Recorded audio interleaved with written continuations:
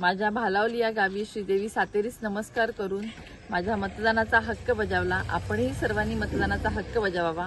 अतिशय चांगलं वातावरण आहे। गेले 15 दिवस जो प्रतिसाद मिळाला त्यामुळे मला विश्वास आहे की जनता जनार्दन माझ्या पाठीशी आहे आणि जनताच्या दरबारात मला न्याय मिळेल। त्यामुळे 23 तारखेला गुलाल हा आम्हीच उधळणार आणि विजय हा आपलाच असणार हा विश्वास मला आहे।